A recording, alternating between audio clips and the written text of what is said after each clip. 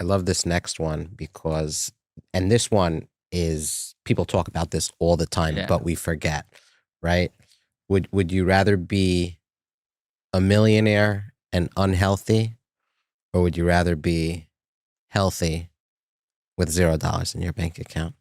Yeah, health is, I think everyone realizes instinctively that, you could have all the money in the world, but if you're writhing in pain at night, what good is a nice car or nice clothing or, extravagant food going to do for you if you're writhing in pain?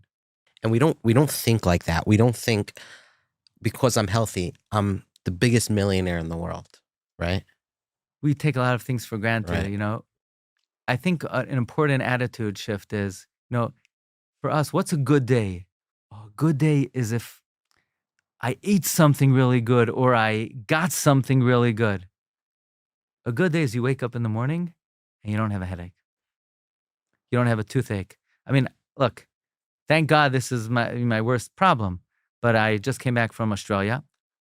Before Australia, I was having a little sensitivity in a tooth, cold, hot, and I went to the dentist. Okay, use this mouthwash, use this Sensodyne toothpaste, but it was just acting up, and then it started to really hurt. So when I got to Australia, they said, let's take a look. There was a hairline fracture in the tooth, and when I was biting down on it, it was stressing the tooth, and the nerve was angry.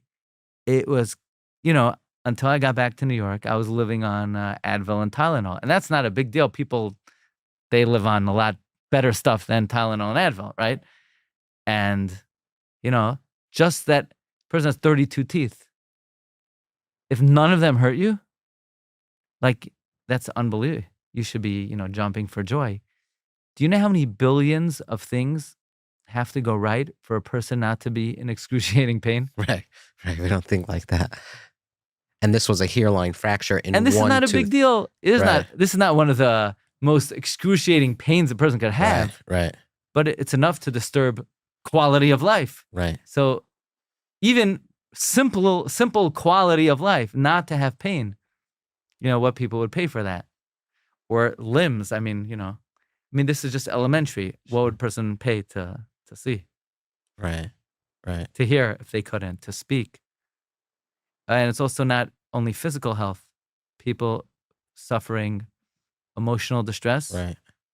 That's as painful or not, or perhaps more painful than physical pain.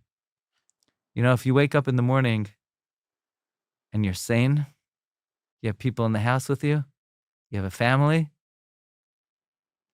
you're not a millionaire, you're a lot more than that. Right. How many millions would people pay to be alive, to be healthy, to have family, to have friends? All of these things, each one of the billion things that have to go right for a person not to be in pain, you would pay $1 million for each of them.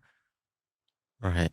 You could make a list of at least 1 million things that you would pay $1 million to fix with the person's body.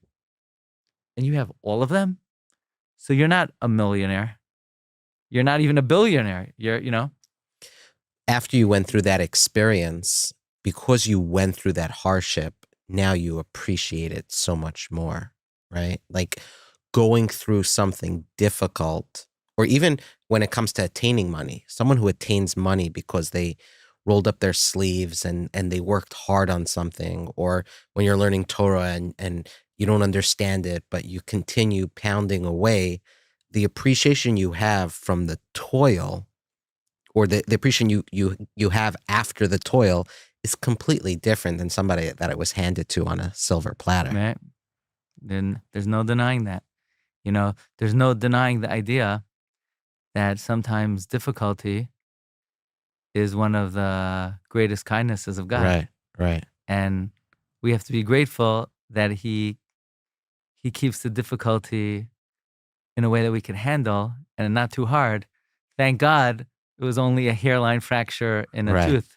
Right. And yeah, I hope Hashem gives me the memory and the gratitude not to forget it, Right. Just to wake up in the morning and to be able to chew, Right. Right. No, well said.